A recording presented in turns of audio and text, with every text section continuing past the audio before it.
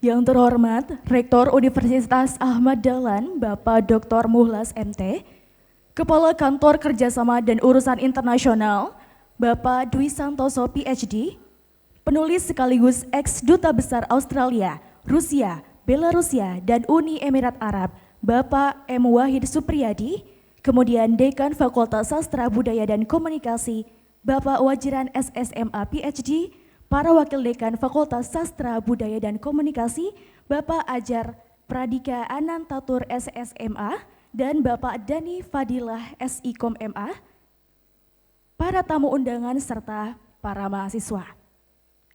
Assalamualaikum warahmatullahi wabarakatuh.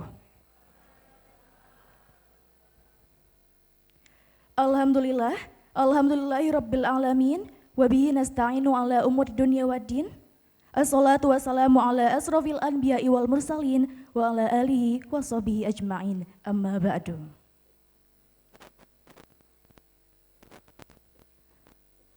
Pertama-tama kita panjatkan puja dan puji syukur kehadirat Allah Subhanahu wa Ta'ala, karena atas limpahan rahmat dan karunia-Nya kita semua dapat berkumpul pada acara pagi hari ini dalam acara Bedah Buku, Diplomasi Ringan dan Lucu, Kisah Nyata.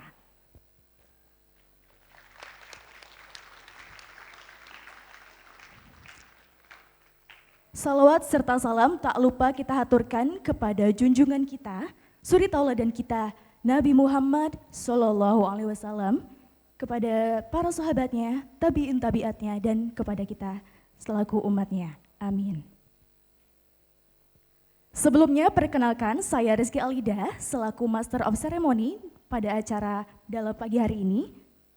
Izinkanlah saya untuk membacakan susunan acara. Yang pertama adalah pembukaan, lalu ada kalam ilahi, menyanyikan lagu Indonesia Raya, Mars Muhammadiyah, dilanjutkan dengan medley Jawa, sambutan dari Dekan Fakultas Sastra Budaya dan Komunikasi, lalu ada acara inti, dan yang terakhir adalah penutup.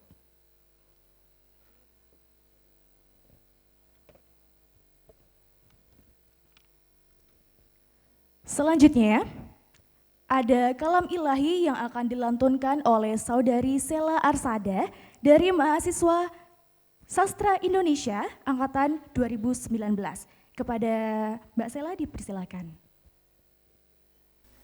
Assalamualaikum warahmatullahi wabarakatuh. A'udzu billahi minasy syaithanir rajim.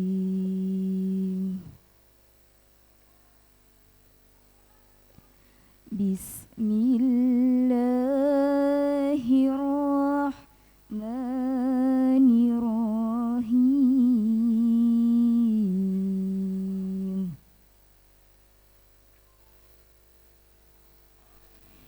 Inna Ibrahim kana ummatan qanitan lillahi hanifa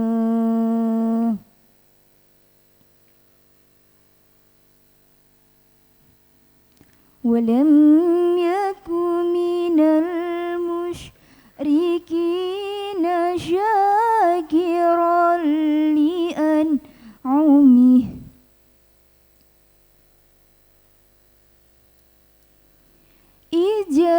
ijtabahu wa hadahu ila siratim mustaqim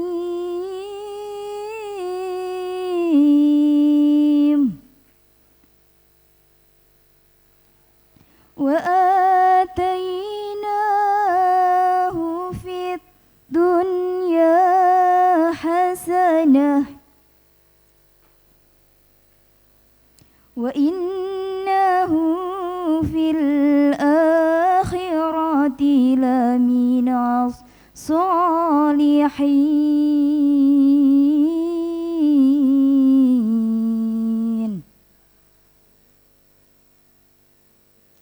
Thumma awhayna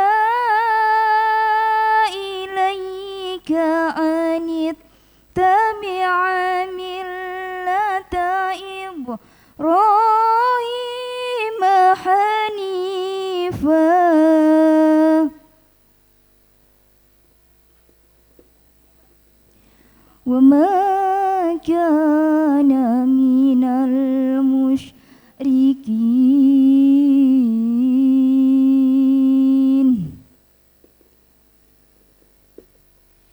إنما جعل السبت على الذين اختلفوا فيه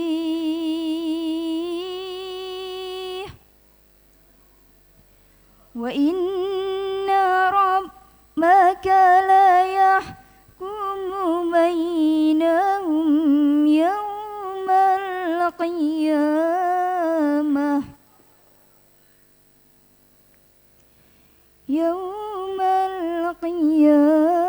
القيامة فيما كانوا فيه يختلفون صدق الله العظيم.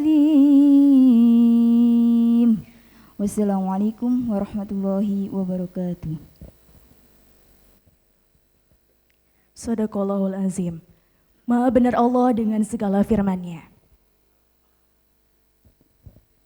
Kemudian selanjutnya yaitu menyanyikan lagu Indonesia Raya, Mars Muhammadiyah, dilanjutkan dengan medley Jawa yang akan dipimpin oleh vokal grup FSBK, SBK Muni.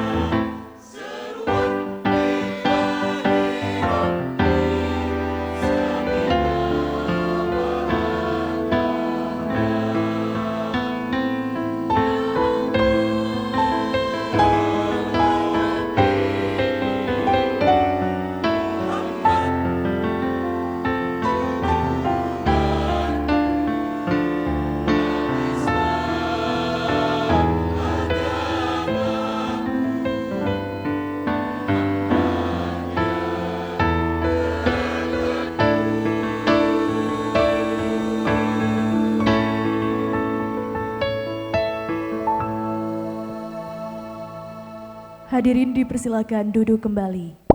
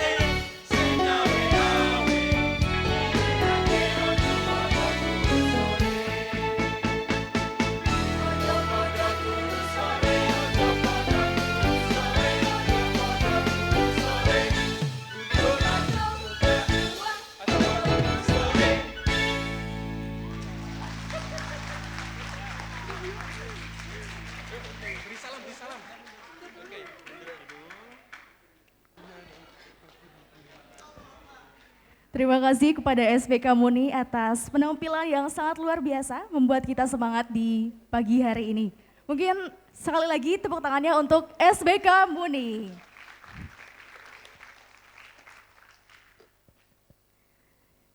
Sebelumnya kembali saya ucapkan selamat datang kepada para tamu undangan, pimpinan universitas, fakultas, lembaga dan biro di lingkungan Universitas Ahmad Dahlan.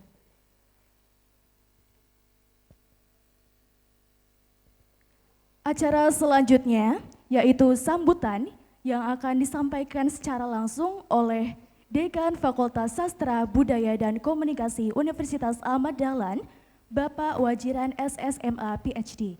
Kepada Bapak Wajiran, disilakan. Bismillahirrahmanirrahim. Assalamualaikum warahmatullahi wabarakatuh. Innal hamdalillah nahmaduhu wa nastaghfiruhu wa na'udzu billahi min shururi anfusina may yahdihillahu fala mudhillalah fala yudlilhu fala hadiyalah. Fa ya ibadallah usikum wa iyaya bittaqullah faqad fazal muttaqun. Ittaqullaha haqqa tuqatih wa la tamutunna illa wa antum muslimun. Puji dan syukur marilah kita panjatkan kehadirat Allah Subhanahu wa taala karena berkat rahmah, hidayah dan inayahnya kita bisa berada di ruangan ini gitu ya pada pagi hari ini. Salawat serta salam mudah-mudahan selalu tercurahkan kepada junjungan kita Nabiullah Muhammad sallallahu alaihi wasallam, kepada keluarga, sahabat dan insya Allah kepada kita selaku umatnya. Pertama-tama saya ucapkan selamat datang Bapak Wahid Supriyadi di kampus utama Universitas Ahmad Dahlan, dan Ibu Masni dari Jakarta ya. Selamat datang di kampus utama Universitas Ahmad Dahlan. Jadi perlu kami sampaikan, FSBK atau Fakultas Sastra Budaya dan Komunikasi ini salah satu fakultas terbesar ketiga gitu yang ada di FSBK, yang ada di Universitas Ahmad Dahlan. Jadi mahasiswa kita ada sekitar 3.400 sekian begitu ya. Namun ya mohon maaf, ini pesertanya belum maksimal karena bertepatan dengan ujian akhir. Jadi sekarang sedang berlangsung ujian akhir atau UAS. Jadi beberapa mahasiswa belum bisa mengikuti acara bedah buku pada pagi hari ini. Selanjutnya saya sampaikan bahwa tujuan daripada dilaksanakannya bedah buku yang ditulis oleh Bapak mantan duta besar gitu ya di Rusia, kemudian di Arab Saudi ya Pak ya? Oh, Uni Emirat Arab ya. Dan juga di Australia begitu. Harapannya nanti bisa menginspirasi teman-teman terutama yang dari sastra Inggris, karena beliau ini gitu ya adalah alumni sastra Inggris UGM. Jadi kita bersyukur gitu ya pagi hari ini bisa membedah buku beliau, pengalaman yang luar biasa saya kira. Dan saya membaca buku beliau ini dalam waktu 3 hari Pak, selesai. Insya Allah tidak ada titik koma yang terlewat kecuali tentang undang-undang.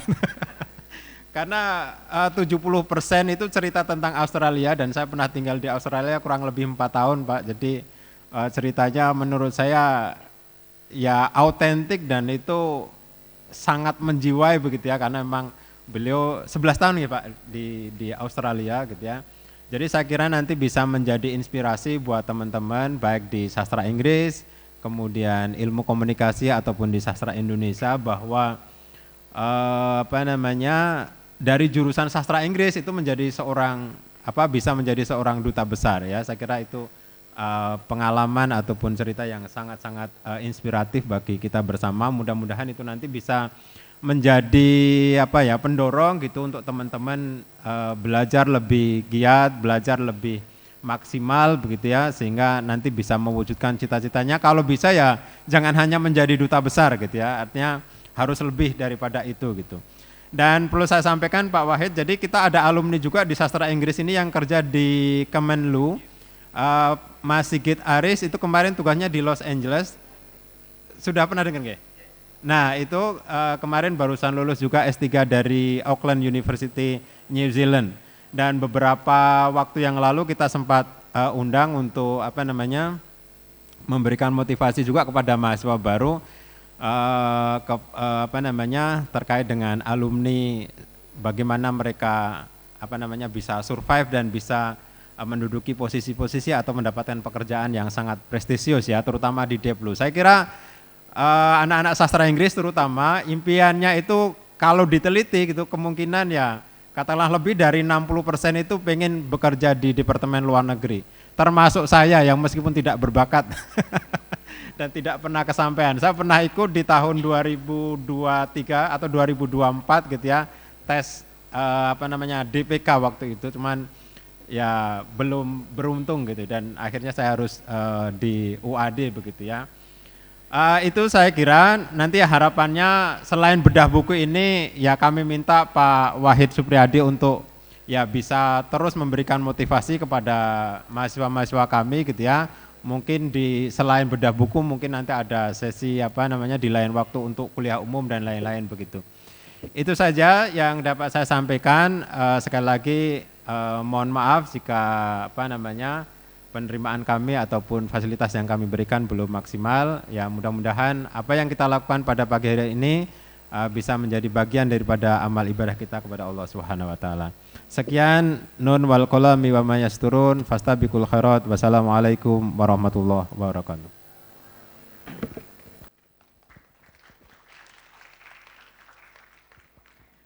Baik, kami haturkan terima kasih Pak Wajiran atas sambutannya.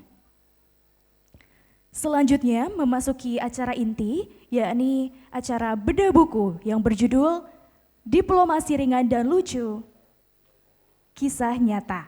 Dengan narasumber terbaik kita, Bapak M. Wahid Supriyadi, kemudian pembedah pada pagi hari ini, yakni Bapak Wajiran SSMA PhD, Bapak Ajar Pradika Anantatur SSMA, dan Bapak Dani Fadilah SIKOM MA.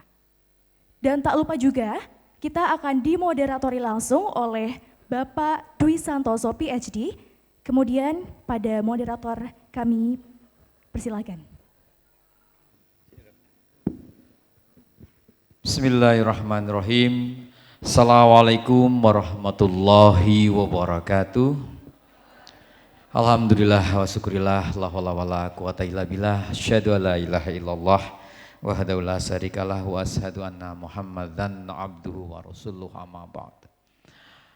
Oke, pertama-tama kami ucapkan terima kasih sekali kepada Bapak former duta besar kita, Bapak Wahid Supriyadi, yang akan memberikan bedah buku di sini. Yang bedah bukunya bukan Pak Wahid tetapi Pak Wajiran dan teman sebagainya. Monggo beri tepuk tangan sekali lagi untuk Bapak Wahid untuk maju ke depan. Tepuk tangan yang meriah, monggo. Ya. Jadi beliau adalah mantan duta besar Rusia, Republik Belarusia, konjen Australia, dan 11 tahun di Australia beliau, nanti akan saya perkenalkan lebih lanjut. Kemudian juga beliau sebagai duta besar di Emirat Arab, di Abu Dhabi ya bos ya, oke. Marilah selanjutnya kita juga tampilkan Bapak Dekan juga sekaligus sebagai pembedah buku, Bapak Wajiran MA PhD. Tepuk tangan Bapak Wajiran ya, oke. Oke, kemudian pembedah buku yang selanjutnya kita tampilkan. Sudah senyum-senyum, belum dipanggil sudah senyum-senyum ya. Bapak Ajar Pradika Anantatur ya, selaku wakil dekan, monggo sebagai salah satu pembedah buku. Selanjutnya pula marilah kita tampilkan terakhir pembedah buku, beri tepuk tangan sekali lagi buat Bapak Dani Fadilah. Ya, akan memberikan untuk maju ke depan Bapak Dani Fadilah.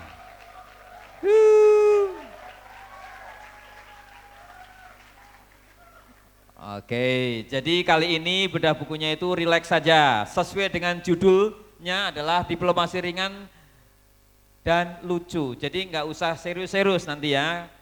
Saya sendiri sebagai moderator Dwi Santoso dari Kepala Kantor Kerjasama dan Urusan Internasional UAD. Terima kasih Bapak Ibu yang telah rawuh di sini, juga ada mantan Rektor UAD Bapak Kasyano, beri tepuk tangan juga ya. Kemudian ada Bapak Kaprodi, ada juga Kepala Bidang Luar Negeri Ibu Ida Puspita dan Bapak dosen semuanya yang telah hadir pada kesempatan yang berbahagia ini. Dan tepuk tangan juga kepada mahasiswa kita semuanya yang telah hadir di sini. Oke, baiklah. Ini dalam bahasa Inggris atau bahasa Indonesia? Hah? Oke, kayaknya ini bahasa Inggrisnya lancar semua. Ini kan kebanyakan yang sastra Inggris tunjuk jari. Oke, selain sastra Inggris mana lagi nih? Ilkom tunjuk jari. Oke, terus apa lagi? Sasindo tunjuk jari. Ya. Oh ya, si wong Kebumen orang anak ini ya. Mandi Kebumennya tunjuk jari. Oke, mana Kebumen? Mana Kebumen? Berdiri Kebumen. Iya nih Pak Dubesnya dari Kebumen masalahnya nih ya. Oke, baiklah pada kesempatan yang berbahagia ini terima kasih Pak Dubes sekali lagi, Pak Dekan, Pak Wakdek yang telah hadir pada kesempatan yang berbahagia ini. Hari ini kita akan mendengarkan sesuatu yang sangat bermanfaat buat kalian semuanya, mas-mas dan mbak-mbak semuanya di sini. Beliau adalah alumni sastra Inggris UGM. Ya, beliau adalah alumni, berarti mas-mas dan mbak-mbak yang dari sastra Inggris ataupun jurusan yang lainnya tidak menutup kemungkinan karena biasanya yang jadi duta besar itu adalah hubungan luar negeri atau sospol yang lainnya. Tetapi beliau walaupun dari jurusan sastra Inggris bisa menjadi dubes. Lah nanti akan diceritakan di sini semuanya. Jadi wajib kalian beli buku ini. Ya. Setelah ini Anda lihat di Shopee Galeria. Oh, ada di sini stand-nya ya. Oke, berapa buku? 100. Berapa buku, Pak? Berapa eksemplar? Oh, enggak ngasih tahu ya. Jadi nanti Anda bisa langsung beli, ini wajib ya. Anda harus punya buku ini. Karena ini pengalaman dari Bapak Dubes yang waduh, saya baca sendiri agak sedikit ketawa-ketawa tadi ya ketika saya membaca ya cerita-ceritanya itu ya. Satu Pak yang menarik tadi sebelum dibahas tadi. Jadi ikut-ikutan ada satu kata yang menarik. Jadi beliau itu disuruh sama pimpinannya pada waktu itu tentang Saudi. Ya, bagaimana nanti kalau di orang-orang Saudi Pak Wahid, nanti orang Saudi itu orangnya rusuh-rusuh loh. Orangnya itu agak sedikit rusuh-rusuh dan ada tipu-tipu. Nanti Pak Wahid harus bisa kalau ada pertanyaan, bagaimana menurut Pak Wahid? Terus jawabannya Pak Wahid, ya nanti tanya sama Bapak saja, Bapak yang sudah tahu tentang Saudi ya. Nah ini satu bertanya malah dikembalikan di sinilah. Nanti di sini dalam buku ini, mas-mas dan mbak-mbak di sini akan mendengarkan satu cerita yang luar biasa, sangat inspiratif. Sangat-sangat inspiratif. Jadi dari A sampai Z, dari beliau lulus dari sastra Inggris dan beliau dulu adalah sebagai pengajar bahasa Inggris. Ya, sebagai pengajar bahasa Inggris di beberapa bimbingan yang ada di Yogyakarta. Jadi kuliah semester 1 sudah biaya sendiri. Ya. Beliau aslinya adalah dari Winong. Di daerah Ambal, Mirit, ya, sama-sama Kebumen. Bedanya saya kota, beliau di desa, ya. Oke, jadi agak sedikit di desa dan beliau adalah tempat tinggalnya adalah dulunya itu kalau tinggal di sana orang pada takut semua karena tempatnya perampok dan maling dan pencuri tinggal di sana semua. Jadi kalau kita lewat jalur selatan, kalau lebih dari jam 6 malam itu pasti takut sekali. Tetapi sekarang agak aman, Bapak Ibu semuanya, mas-mas, SDM-nya paling tinggi. Lah iyalah di Indonesia. Siji dadi rektor UGM, siji dadi duta besar, anak mening wakil rektor UNS, terus rektor Undip. Oh KKUI kota, ini Kebumennya kota. Ini yang kita Winong ini ya, daerah Winong ya. Jadi banyak banget yang sukses. Jadi tidak ada yang tidak mungkin, ya, nothing is impossible. Baiklah, daripada terlalu banyak, marilah kita dengarkan langsung saja. Monggo Pak Dubes akan memberikan sepatah dua patah kata, sedikit cerita, mungkin berapa menit ini? Sekitar 5 menit atau 10 menit? 1 sampai 15 menit. Monggo Pak Dubes, beri tepuk tangan sekali lagi yang meriah buat Pak Dubes. Ya, makasih Kang Dwi. Assalamualaikum warahmatullahi wabarakatuh. Pertama saya ucapkan terima kasih pada Civitas Akademika UAD. Ini baru pertama kali, ini udah yang ke-13 barangkali ya. Buku saya dibedah di universitas ya, yang hadir ada mantan rektor, yang bedah dekan dan wakil dekan. Ini baru pertama kali. Jadi tepuk tangan UAD dan saya juga ucapkan selamat. UAD adalah universitas masuk the best 10 universitas terbaik di Indonesia. Ya. Waktu saya mengajar di SMA Muhammadiyah 2 di Jalan Kapas kalau tidak salah ya Pak, Jalan Kapas ya. Itu UAD itu masih IKIP, kalau saya itu masih numpang di SMA saya itu. Sekarang punya gedung, satu-satunya barangkali yang punya eskalator cuman UAD nih ya. Tepuk tangan ini. Terima kasih nih Pak Kasiarno. Ini tinggal kanan kiri ini ada Bu Rina panggilannya, beliau itu dulu diaspora di Belgia 13 tahun di AC Nielsen di sana, sekarang bantu saya untuk ekspor produk-produk kita ya. Jadi nanti suatu ketika saya sarankan Wadi bikin satu sesi untuk entrepreneurship. Jadi setelah lulus nanti ngapain? Ya, kalau saya lihat di sini kan tampang-tampang enggak ada harapan semua nih kelihatannya, itu kan. Mau jadi apa enggak tahu kan? Sama saya dulu waktu di kuliah di situ enggak ngerti aku harus jadi apa gitu ya, enggak ngerti gitu loh. Jadi nah ini saya sebenarnya salah satunya ingin memberikan motivasi itu. Saya sebenarnya buat paper, presentasi itu formalitas saja, nanti dikasih aja lah ya Pak ya, Pak Dekan. Karena waktu saya maksimum 15 menit, saya lebih banyak pada apa sih yang ada dalam buku itu.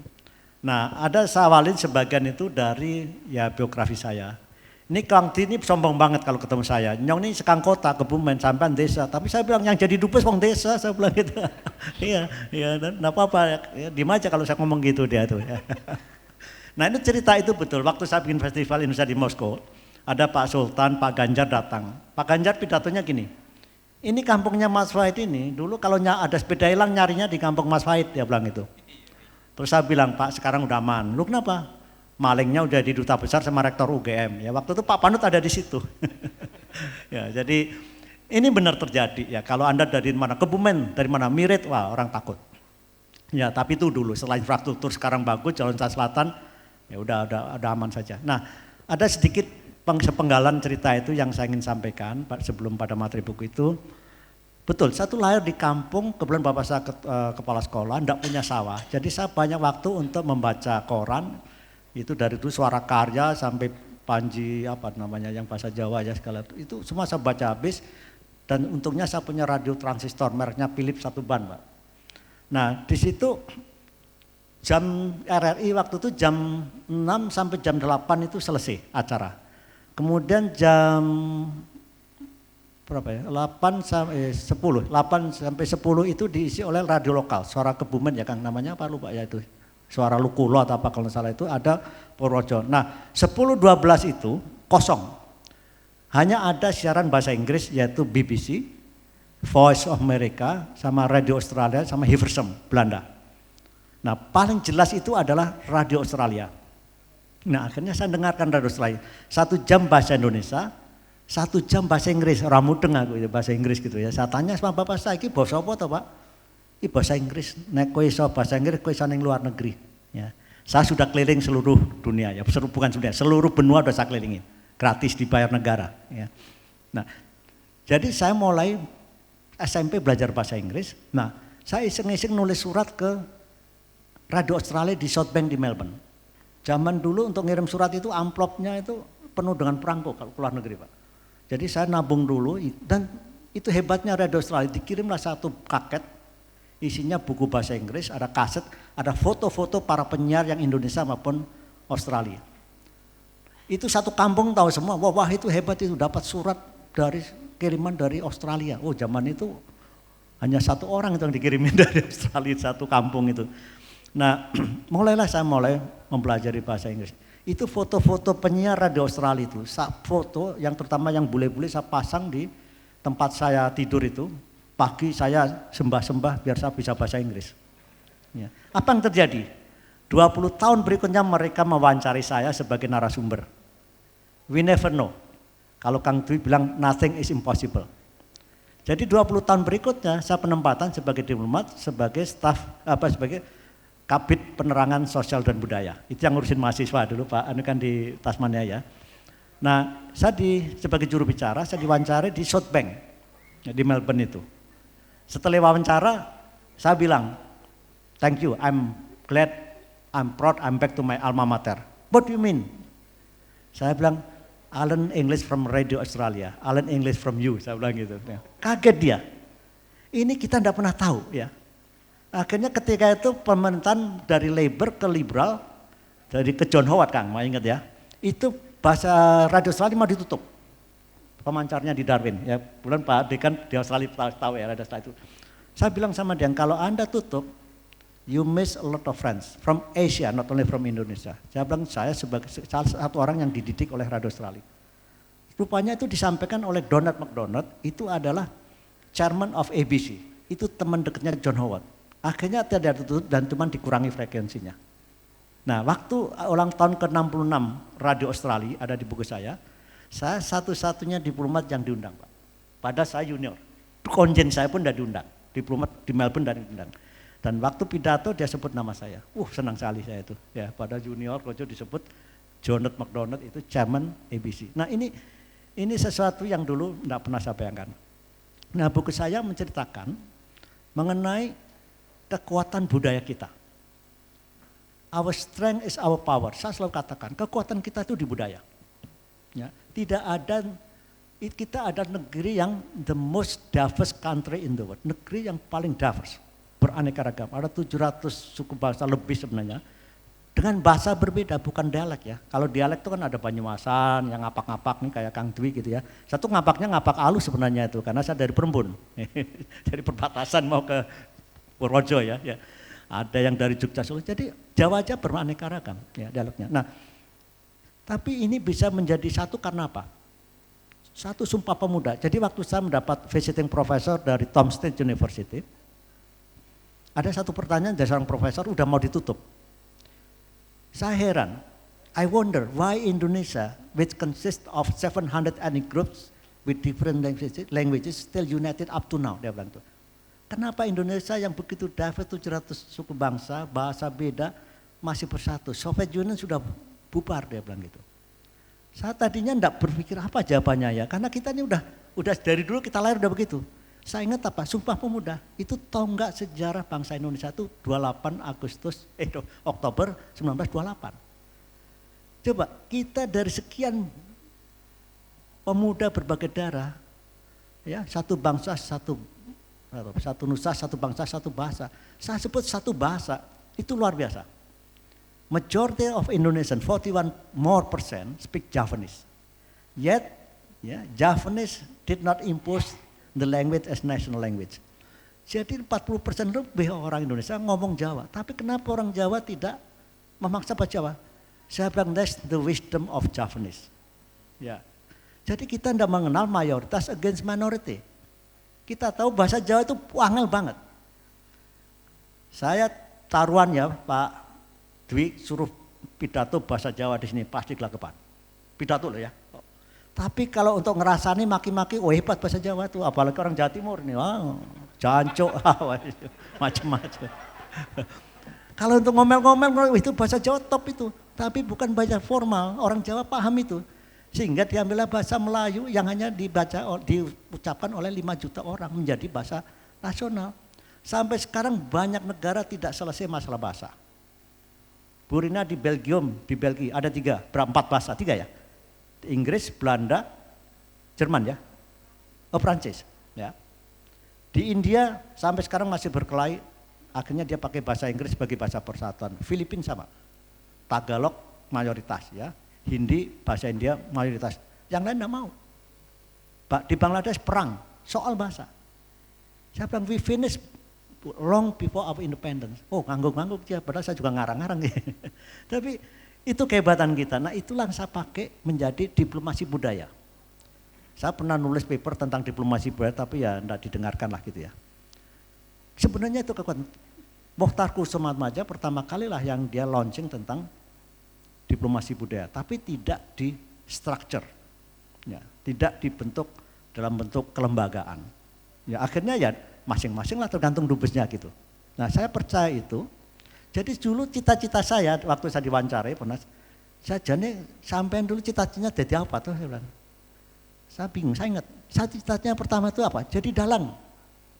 Benar, saya tuh bisa ngelukis wayang, bikin sendiri karena beli mahal Kang zaman itu kan. Jadi saya punya kelir, kainnya ibu saya pakai ya, kecerek ketok tuh saya bikin sendiri. Tapi saya tidak merasa bakat, tapi kenapa dulu saya pengen jadi dalang? Dalang zaman dulu tuh selebritis, istrinya banyak, cantik-cantik. Ternyata saya tidak punya bakat gitu loh. Jadi saya penikmat wayang sampai sekarang. Jangan lupa ternyata setelah saya di diplomasi banyak filosofi wayang itu yang kita pakai. Ada dalam wayang itu Krishna Duta, yaitu seorang duta itu harus direspected, harus dihargai. Tidak boleh disiksa. Ya, ketika disiksa marah dia tuh kan si Krishna jadi buta raksasa gitu ya. Nah banyak istilah-istilah itu yang sebenarnya itu dari ya adigemnya bahasa orang Jawa juga sebenarnya. Misalnya satu. Menang tanpa ngasorake. Jadi diplomat itu tidak boleh berkelahi, kita tidak dilatih untuk berkelahi, kita berlatih untuk debat. Tapi kalau kita menang kita juga tidak arogan, kita harus menghargai yang kalah. Sehingga yang kalah itu tidak merasa direndahkan. Itu diplomasi. Istilah lagi apa? Diwongke. Nah ini buku saya, itu sebenarnya masalah diwongke itu. Jadi saya 11 tahun menghadapi orang Australia. Orang Australia itu harus diajak debat, Pak. Pak tahu ya yang di Australia gitu ya. Tapi kalau debat kita bagus, dia menghargai. Nah ini ada di buku saya, misalnya saya berdebat dengan seorang wartawan right winger. Dia anti-Islam. Islam is Arab, Arab is teroris. Mati aku saya bilang. Itu tiap hari dia ngomong di Channel 9 yang di Australia pasti tahu, Channel 9 ya. Itu ratingnya paling tinggi. Good Morning Australia ya kan. Kemudian dia nulis di Herald Sun karena apa? Dia senior editor The Herald Sun. Waduh maki-maki Islam, maki-maki Indonesia. Tapi diajak makan datang. It is an honor to be invited for lunch or dinner. Itu orang-orang mereka. Saya ajak saya undang, saya udah konsul jenderal. Kaget itu, ini ada konsul jenderal undang saya, padahal saya sering maki-maki, dia bilang gitu. Datang, makan, saya 4 kali berdebat dengan dia. Yang terakhir saya bilang, Andrew namanya, Andrew Bott, bisa dicek, Garrett Sun, Andrew Bott. Andrew, forget about diplomatic language, this is between you and me, we are friends, saya bilang gitu. What do you want, Wahid? Give me 10 minutes, saya bilang gitu. Saya bilang, first, you have to make a difference between Islam as teaching and Arab as culture. Ya enggak? Anda bedakan antara Islam sebagai ajaran ya, dan Arab sebagai budaya. Not everything from Arab is Islamic. Ya kan? Islam datang ke dunia apa? Membebaskan perbudakan. And yet there's still slavery in the Middle East. TKW itu apa? TKW itu kan budak di sana itu. Di sana dianggap sebagai domestic worker, tidak dilindungi undang-undang sampai sekarang. Kita berkali-kali MOU dengan Arab, kita bikin draft A, dia keluarnya draft B. Kita B, C, udah enggak pernah ketemu sampai sekarang. Karena itu dianggap tidak ada beli $3.000 untuk mendapatkan, karena saya pernah dubes di Emirat Arab, akhirnya saya tahu. Yang kedua, saya bilang, do you know that Islam is liberal? Kaget dia tuh. What do you mean? Look, 1400 years ago, Prophet said, we can go to China we can go as far as China for studying. Ya kan ada hadisnya ya, walaupun mungkin ada dispute ya. Tapi saya kok percaya, pergilah ke negeri Cina untuk belajar. Ya enggak? Ini diucapkan 14 abad yang lalu oleh seorang Nabi Muhammad, saya bilang gitu. Bukankah itu liberal? Dia. Yang ketiga, don't believe me, saya bilang. The first international law in term of war is Islamic law. Ini diakui oleh UN, United Nations. Yang ngasih tahu saya adalah Deputy High Commissioner. Dia bilang, hukum tertulis pertama di dunia dalam perang itu Islam. Intinya adalah we cannot kill people who surrender. Kita tidak boleh membunuh orang yang menyerah. We have to protect women and children. Ya enggak? Kita harus menghormati perempuan dan anak-anak. We have to protect places of worship. Dalam perang dalam Islam itu kita pun menghargai tempat ibadah. So what the Taliban did is not Islamic. Oh langsung geblak. Hari berikutnya tulisannya bagus tentang Indonesia. Kalau tidak percaya, cek namanya Noim Hayat. Itu wartawan paling senior Indonesia di Radio Australia, Pak Noim ya. Dia telepon saya, Mas Wahid, itu Andrew diapain? Nah, gua ajak berkelahi banyak dari Ustadz, dia kan Ustadz. Jadi diplomat itu kan cuma ngutip sana ngutip sini, ngomong seolah-olah pinter. Padahal saya cuma ngutip nota. Saya ini bukan Ustadz. Yang kedua juga ada isu waktu itu, ini yang serius-serius dulu ya. Nanti kalau udah mulai lapar, bentar 5 menit lagi ya. Jadi saya waktu itu dongkol karena ada 40 orang Papua minta suaka di Australia, yaitu ke Melbourne, dipimpin oleh David Wangge. Itu 2005 kira-kira ya. Nah saya tahu gereja itu di belakang itu. Kebetulan saya kenal dengan asasi gereja Indonesia, Romo Ochak ya, Richard Ong. Pak Richard, boleh enggak saya ketemu dengan Victorian Council of the Church? Jadi itu yang membawa gereja seluruh negara bagian Victoria. Ada 14 Romo pendeta senior. Saya datang sendirian. Saya bilang, saya sama bilang, Romo pendeta, give me 10 minutes, you can ask me any question. Terus dia bilang, pertama apa? Masalahnya di Papua itu genocide. Saya bilang begini, saya punya data. Waktu Papua bergabung Indonesia, penduduknya sekian. Waktu tahun 2005 penduduknya sekian, naik tinggi. Tetapi memang ada migran. Migran kita potong, masih naik. How can you say that there is genocide in Papua when The numbers on the Papua are increasing. Iya kan? Bagaimana Anda bilang genocide jumlahnya meningkat kok? Ya kan? Jadi harus pakai data, fakta. Yang kedua, Islamisasi. Saya bilang look at the history book, saya bilang. Long before Christianers went to Papua, itu udah ada kerajaan apa? Ternate, Rote Ternate. How come you said there is an Islamization when Islam came before Christian missionaries came to Papua? Dia diam. Terus korupsi. 75% duit ke daerah. Who is the governor? Who are the mayor? They all Papuans. Jadi yang korupsi siapa? Diam dia. Habis itu human right. Oke. Human right abuse itu tidak hanya di Papua, di Indonesia itu masih banyak ada. Di Jawa Tengah, negara pusat pemerintahan ada, saya bilang gitu. Tapi kita punya Komnas HAM. Kalau ada orang Papua digebukin, tell me. Saya can find at Komnas HAM, ada ketemu, dia bilang. Any question? Tidak ada yang nanya, akhirnya nanya baik-baik. Habis itu kita pertama kalinya dalam sejarah KJRI Melbourne tidak didemo oleh Papua ketika 17 Agustus. Dulu kalau ada 17 Agustus kita pidato mereka pakai toa. Ya. Oke, ini yang serius, sedikit mau satu tuh. Ini yang lucu-lucunya ya. Jadi waktu itu saya di Canberra, saya bawa anak saya pergi ke Fish Week Market. Fish Week Market itu kayak Sunday Market. Dan jadi apa-apa murah. Ya. Orang Indonesia pada keluar tuh kalau yang murah-murah gitu kan. Saya bawa anak saya, ini ada orang bule dan tadi ngawasin saya aja, ini siapa ini bule satu ini. Nah saya ngomong sama istri saya pakai bahasa Jawa, dia deket bule itu. Nuwun sewu mas, kulong gitu yang Jawi, kurang ajar ini. Dia bilang ternyata dia orang Belanda yang dulu bapaknya pernah jajah kita. Dia masih kecil, ya, tapi bapaknya pertanian. Nah ini satu, ada lucu lagi terutama di Timur Tengah itu banyak lucu. Suatu ketika ada TKW kita, tiba-tiba ketahuan hamil. Akhirnya si istri itu kan menuduh suaminya karena hanya cuma mereka aja ya di rumah. Suaminya bersumpah, demi Allah saya kalau perlu Al-Quran saya berani bersumpah di bawah Al-Quran. Bingung istrinya. Akhirnya begitu siuman pulang tanya sama majikan perempuan, kamu nih main sama siapa? Sama orang Mesir, nyonya. Kamu 3 kali saya izinkan keluar rumah jadi bayi, dia bilang gitu. Dia diem-diem aja, mesem-mesem aja gitu. Apa yang terjadi? Dia telepon suaminya di sebuah kampung di Jawa Barat. Pak, kita punya anak mancung. Suaminya seneng, oh ya dan nanti bawa pulang aja. Gila saya bilang gitu. Loh ini yang mau saya bela apa? Saya sebagai orang kedutaan saya harus bela warga kita yang dianiaya. Loh ini dia seneng punya anak mancung. Ya, ada satu di kedutaan. Ya. Kita punya sopir orang India. Orang India walaupun kere kan mancung. Ya kan? Ya ini maaf bahasa Kebumen gitu sih ya. Nah suatu ketika nah, kita nampung TKW itu ada 40-an yang kita tampung di depan KBR itu. Nah tiba-tiba maaf ya ini kejadian soalnya di kamar mandi terjadi perselingkuhan. Nah kemudian HOC-nya ya kepala tata usahanya manggil si India itu, kamu mainin sama perempuan kita? Iya tuan. Kenapa? Dia bilang, yang mau dia tuan. Panggil perempuannya itu, ini benar kamu yang mau? Iya pak. Kenapa? Pengen punya anak mancung pak, dia bilang gitu.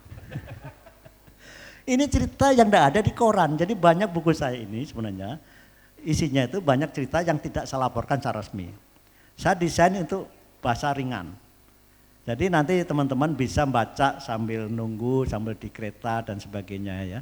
Bisa dari Australia dulu, Amerika dulu, Rusia dulu tapi juga ininya the power of budaya. Jadi ketika saya di Australia, budaya saya itu harus saya ikutin mereka. We cannot change their culture. Saya harus berkelahi dengan mereka. LSM Monash itu saya datangin, Melbourne Uni, RMIT sebut nama universitas di sana, saya datangin saja debat. Tapi akhirnya mereka respect saya. Di Arab beda lagi budayanya. Di Arab itu dikit-dikit insya Allah, ya. Tapi insya Allah Arab itu most likely not gitu loh. Jadi saya undang dirjen, ya. Kita lunch biasa di Australia, 12.30, 12.15 saya datang. Di setengah 1 kagak datang, 1 jam 1 kagak datang dia tuh. Wah kurang ajar. Ketemu gak makin-makin orang. Karena dia bilang, insya Allah mean if God permit. If I don't come means God doesn't permit to come. Blame the boat. Aduh, masa Tuhan di blame sama orang Arab ini. Nah, tapi begitu saya datang lihat ketemu dia, saya dirangkul ya, dicium 3 kali, baru 2 kali tarik lagi. Kalau udah dicium kan udah bisa marah kita Pak. Tapi kalau udah disentuh hatinya orang Arab semua dikasih. Saya bikin di Abu Night Theater paling mewah tanpa biaya satu pensiun. Gedung isinya listrik, kasih koktail, ya, security gratis, artis 24 gratis, makannya sehabisnya Pak. Dubes Filipina dan bilang ke saya, Wahid, how much you spend? Nothing, zero. I don't believe it. Ya. Kamu tulis saja surat, kita mau bikin surat ke Syekh ini saya sebut, saya sapa lupa namanya. Dikasih surat, oke kamu gedungnya gratis, lainnya juga bayar. Loh Indonesia, oh beda. Nah saya tidak sebut. Ya. Nah itulah istilah di Wongke itu. Jadi dalam bisnis itu, saya belajar di Swinburne University of Technology mengenai applied business. Dalam international marketing itu juga understanding local culture itu penting sekali. Nah ini di Emirat, di Rusia mirip-mirip tapi ada pertama kali kaku orang Rusia, tapi begitu kenal hampir seperti orang Arab itu. Jadi kita bayangan kita kan Soviet komunis is no more there. Ya.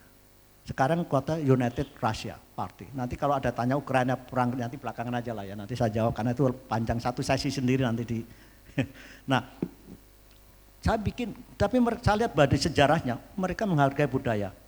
Saya bikinlah festival Indonesia sampai 4, sampai saya dikasih gratis 11,5 hektar oleh wali kota Moskow. Dia bilang this is the single biggest event organized by one embassy. Itu ya kata dari wakil wali kota. Jadi new icon. Nah itu yang event yang ditunggu sayangnya COVID enggak teruskan. Tapi ini saya lagi coba diminta untuk menghidupkan lagi. Jadi inilah sebenarnya apa yang saya lakukan dan buku ini ada di Tokopedia, di Shopee, Bukalapak. Tapi di sini ada juga ya nanti ya. Itu 100.000 lah ya nyumbang sama pensiunan, saya ini orang pensiunan lah ya. Nanti saat kasih nama ya Pak, tanda tangan. Kalau yang di sini kalau Tokopedia enggak ada tentunya. Nah, nanti mudah-mudahan ada yang datang. Satu hal yang sebelum saya tutup karena tadi Pak Dekan nyebut ada alumni sini yang sudah jadi diplomat namanya Sigit siapa namanya ya? Sigit Saad Prasetyo. Dia menulis buku tentang Bung Karno dan konsultasi dengan saya. Di buku saya ada chapter mengenai legasi Soekarno. Itu ada masjid biru namanya Blue Mosque, itu berkat jasa Soekarno ketika Soviet masih komunis dikembalikan ke orang muslim, ada bukunya detail di situ. Anda tahu enggak? Syekh Maulana Malik Ibrahim itu asalnya dari Samarkand, namanya Ibrahim As-Samarkand. Kalau di Bapak Tanah Jawa Ibrahim Asmorokondi itu adalah wali pertama kan. Yang mengajarkan syiar Islam di Jawa itu bukan dari Arab. Dan sekarang namanya Uzbekistan. Jadi itu ada di situ. Nah, Mas Sigit itu doktornya di Auckland, sekarang dia diplomat di kedutaan kita di Seoul. Itu kelas 1 juga loh kedutaan itu, enggak main-main juga lah ya. Jadi saya setelah masuk di sekolah dinas luar negeri, hampir tiap tahun dari sastra Inggris UGM ada. Karena habis itu saya diundang di sana suruh ngomong. Nah saya saran Pak Dekan, kalau Sigit datang tangkap di sini suruh ngomong sama sampean-sampean ini. Mantap, Ya, mantap. jadi kerja itu banyak sekali di luar. Jangan khawatir, saya itu sudah nolak-nolak ya, saya pernah jadi guru, dosen, konsultan, nulis segala macam sudah saya lakukan dan ternyata banyak sekali. Jadi jangan merasa ini. Satu hal yang saya ingin ini motivasi saja. Jadikanlah rasa kegagalan apa menjadi satu, karena kita punya kekuatan yang bisa merubah yang negatif menjadi positif. Ya. Ada enggak yang di sini yang pernah ditolak pacar? Ada kan? Kenapa enggak bunuh diri? Loh ini cerita saya ya. Saya waktu itu ada tingkat doktoral di situ ya. Saya naksir seseorang. Baru pertama kali saya nulis surat kan, cinta ke seseorang dan ditolak. Podo, sama-sama itu, persis Akhirnya sama itu. saya shock luar biasa gitu ya, baru sekali dan ditolak. Ya dia belum tahu kalau sama jadi dubes gitu kan. Akhirnya apa? Saya janji 3 bulan skripsi saya harus selesai. Saya kebut 3 bulan selesai, lulus saya Dr. Andes. Nah, singkat cerita, saya dubes di Moskow. Teman-teman dia angkatannya tahu saya dubes di Moskow di WA Group gitu kan. Mas, aku ke Moskow ya beres, nanti di Moskow saya sponsori, saya traktir, saya ulang gitu kan.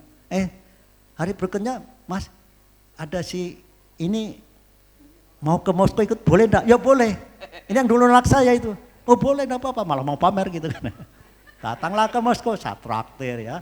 Saya pakai CD1 S550. Dinaikin ya. Mercy-nya enggak? Hah? Dinaikkan Mercy-nya yang S500. Oh iya, Mercy anggap ada benderanya. Yang itu ya. Ada bendera. Setelah saya traktir, mau foto enggak? Ini di Rusia cuma satu yang pakai bendera mobil. foto dia. Jadi selama di sana dia diam aja, nyesel ya kalinya ini ternyata. Nah jadi ya kalau diputus cintanya itu Anda harus justru itu pejuang, jangan bunuh diri, goblok bunuh diri itu. Buktikan. Saya kira itu saya ingin mengakhiri. Ya, Terima kasih. tepuk tangan sekali lagi yang meriah ya. Itu baru ceritanya, kalau tidak salah baru 5 lembar dari buku yang ada di situ. Masih ada sekitar 195 lembar lagi yang perlu Anda baca di situ. 360 malam. Jadi saya baca, jadi Anda itu harus punya buku itu, wajib. Kenapa? Itu buku yang sangat inspiratif buat Anda. Bagi saya juga ibarat walaupun sudah senior seperti ini, baca ini kayaknya enak sekali, nggak ada rasa ngantuk-ngantuknya sama sekali. Jadi Pak Wajiran, Pak Dani dan Pak Ajar akan membahas dan membedah buku Pak Wahid secara lebih detail lagi. Oke, saya beri kesempatan yang pertama-tama untuk Pak Dekan, sedikit kira-kira berapa menit ini? Cair saja ya, sambil nyantai, ngobrol-ngobrol, monggo Pak Dekan, untuk sedikit berbicara tentang bukunya Pak Wahid, monggo. Ya baik, karena ini sifatnya santai jadi saya langsung saja begitu ya mengomentari terkait dengan buku ini. Terus terang saya membaca buku ini Pak Wahid, jadi hanya kurang dari 4 hari dan saya baca, tadi saya sudah sebutkan, jadi hanya tentang undang-undang yang di depan aja yang enggak saya baca gitu ya. Jadi ini sangat menarik buku ini ya, jadi diungkapkan dengan bahasa yang sangat mudah dipahami, mengalir begitu, karena pengalaman hidup itu kalau diceritakan kan seperti nostalgia Pak ya. Jadi teman-teman mahasiswa perlu membaca buku ini.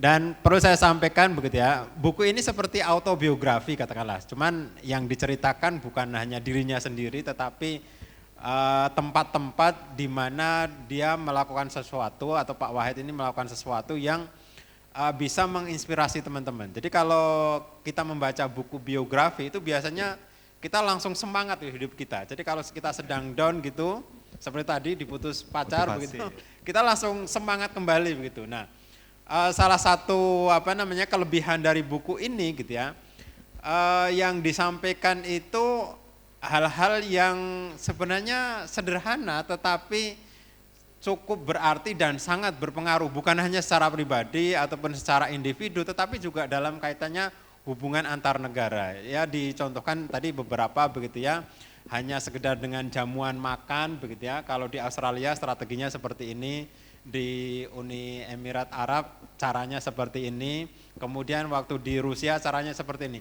Ternyata dengan membaca buku ini kita menjadi paham, masing-masing negara itu punya karakteristik tersendiri bagaimana untuk melakukan pendekatan Pak ya.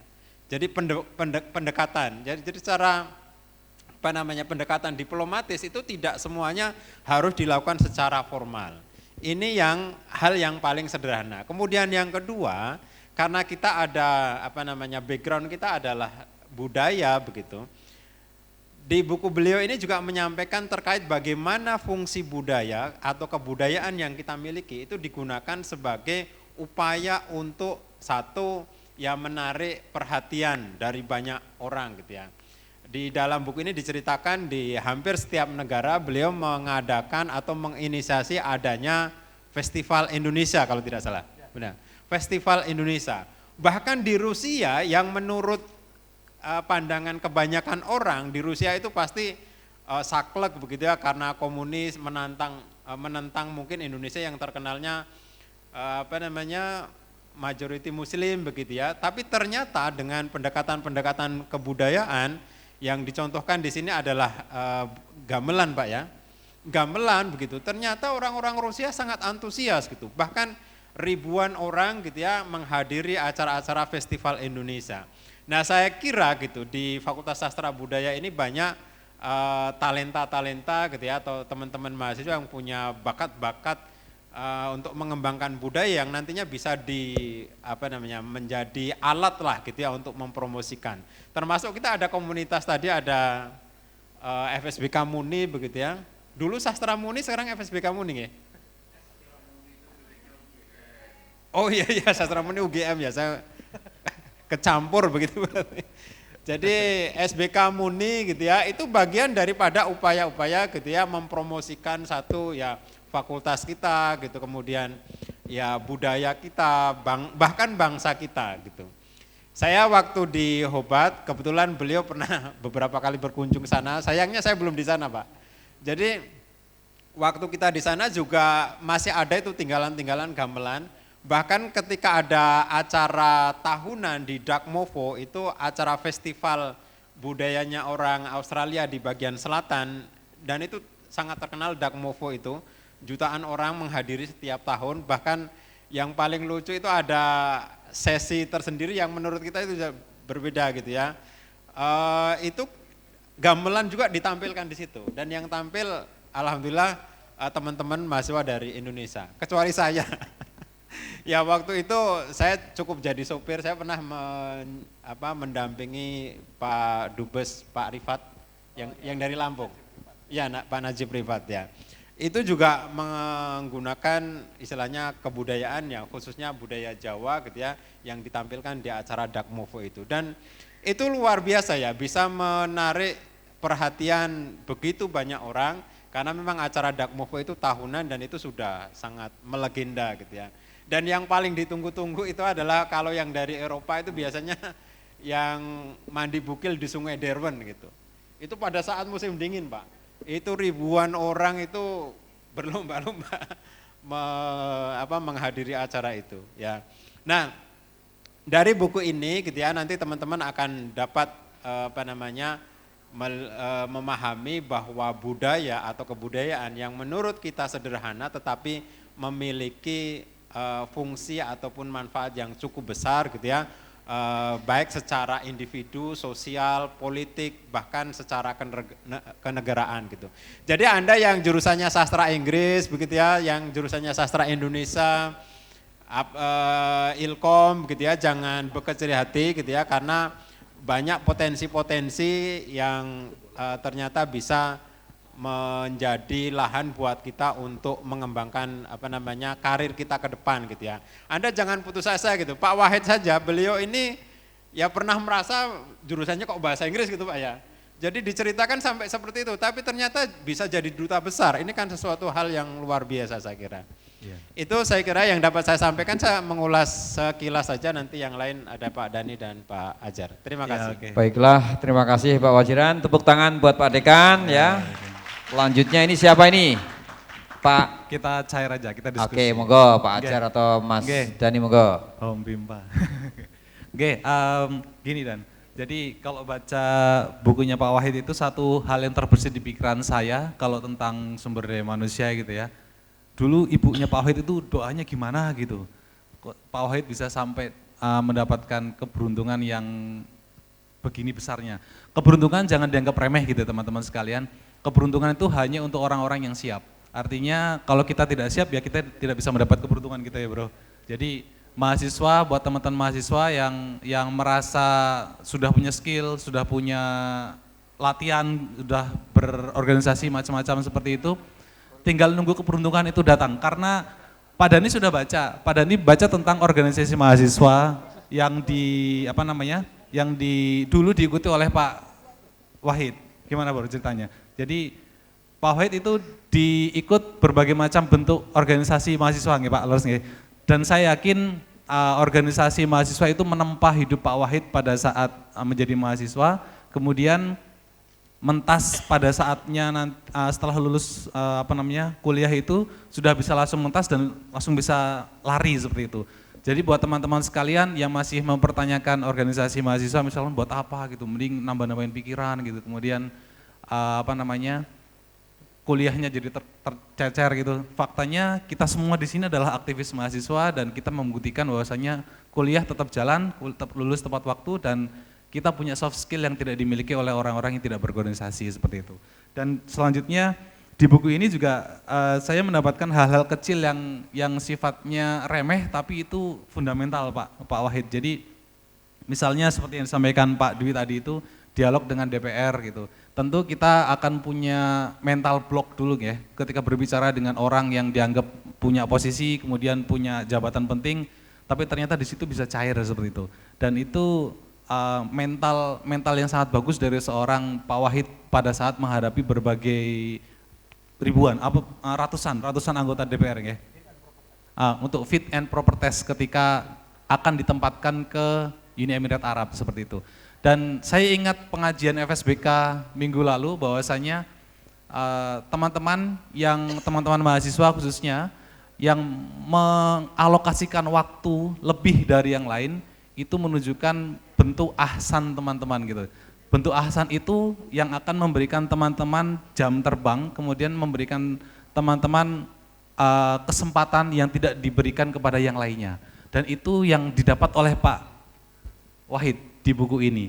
Seperti contohnya misalnya, Pak Wahid rela untuk meluangkan waktu ketika diminta oleh Pak Sabam ya Pak. Pak Sabam atau Pak Sabam ya. Oke. Pak Sabam untuk hadir di sebuah acara yang Pak Wahid itu nggak tahu ini acara apa, kemudian harus ngapain. Yang harus dilakukan Pak Wahid di acara itu hanya duduk diam dan ngeliatin wartawan. Ini buat saya, ngapain Pak Wahid kayak gini kok mau, saya berpikir seperti itu Pak. Tetapi justru itu yang membuat Pak Wahid menjadi punya strategi untuk berdiplomasi. Pak Wahid jadi punya integritas bagaimana bekerja ketika disorot mata kamera atau tidak disorot sama sekali. Beliau memberikan kontribusi yang penuh 100%, bahkan bisa dikatakan lebih dari itu.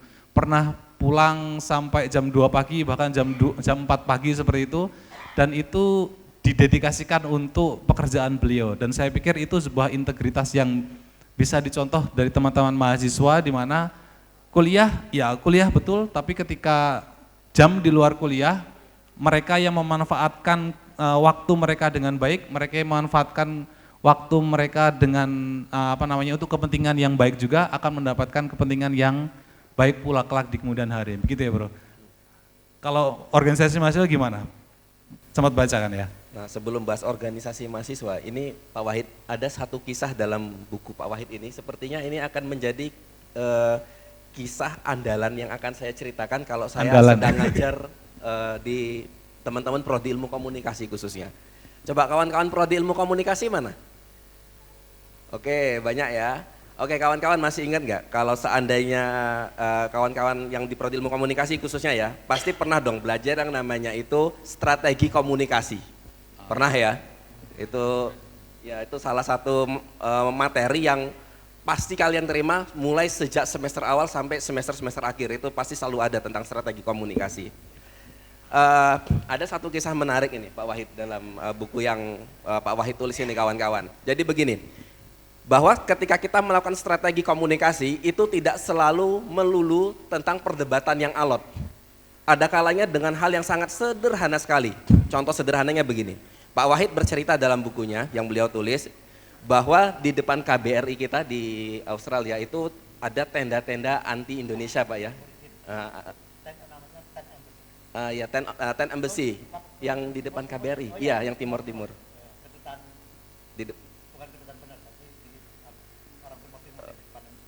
Jadi ada pro timur-timur ya Pak ya. Jadi ada pro timur-timur anti Indonesian government gitu Pak ya, mendirikan tenda protes. Dan secara politis itu cukup mengganggu. Nah, dan sudah beberapa kali dari pihak kedutaan kita ya Pak ya mencoba untuk tolong dong tenda-tenda ini disingkirkan seperti itu karena tidak bagus untuk citra. Oke. Tapi kan sudah berlangsung lama, ternyata tenda-tenda itu tidak juga dibersihkan oleh pihak pemerintah Australia. Nah, cara Pak Wahid cukup menarik ini. Di tempat yang lain, di sisi yang lain kawan-kawan, ada tenda-tenda aborigin yang juga protes terhadap pemerintah Australia yang dianggap diskriminatif. Yang dilakukan oleh Pak Wahid ini sederhana, cuman mondar-mandir di situ, nggak ngapa-ngapain, cuman ngobrol-ngobrol sama warga lokal Pak ya. Nah, warga lokal yang ditanya pun palingan sederhana Pak ya, makan apa hari ini gitu ya. Nah, ternyata di situ kan ada media tuh, ya kan? Mereka sedang nyorot tenda protes aborigin. Pak Wahid juga ikut kesorot. Wah, kenapa ini kok ada orang Indonesia, ada orang dari kedutaan Indonesia, Pak Wahid gitu ya, ada di sekitar tenda-tenda orang-orang aborigin yang protes, ngobrol pula. Hingga kemudian mereka mengirimkan nota Pak ya. Nota, jadi mulai ada rasa gelisah.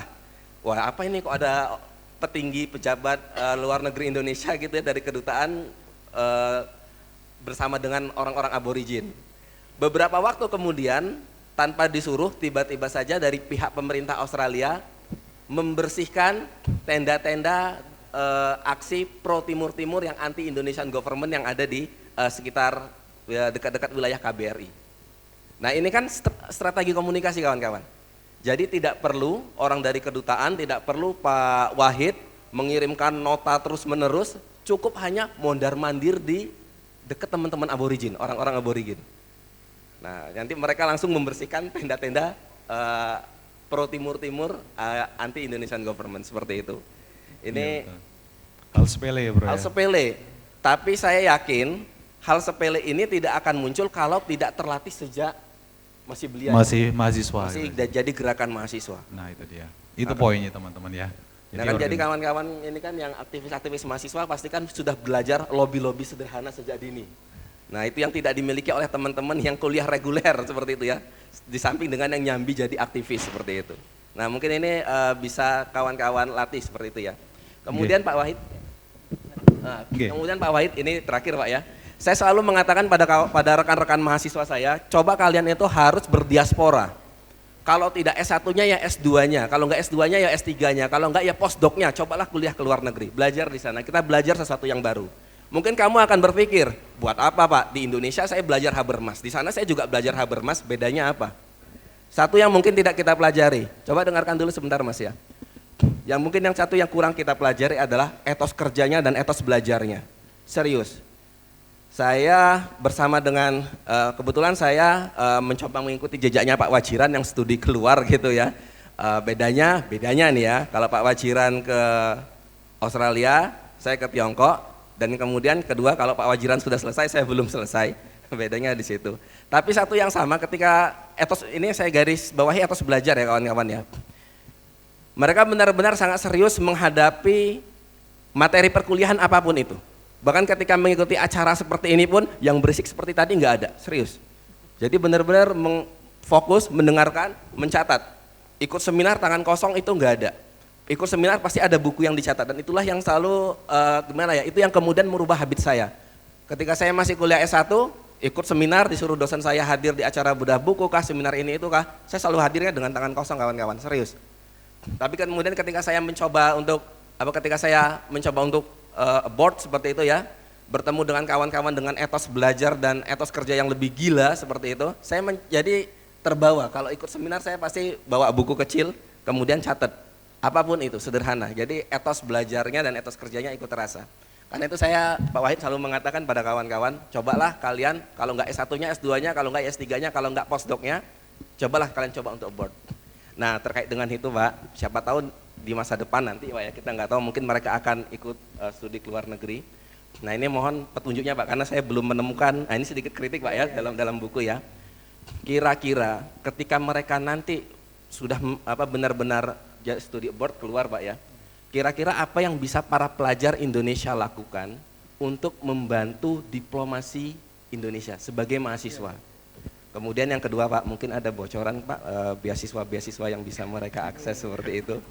Karena selama ini kan kita kan kenalnya kan LPDP, beasiswa unggulan, mungkin ada beasiswa dari internal pemerintah mereka yang bisa kita akses. Kalau di Cina ada Chinese Government Scholarship atau Chinese Scholarship Council, mungkin di Rusia, Belarus mungkin ada.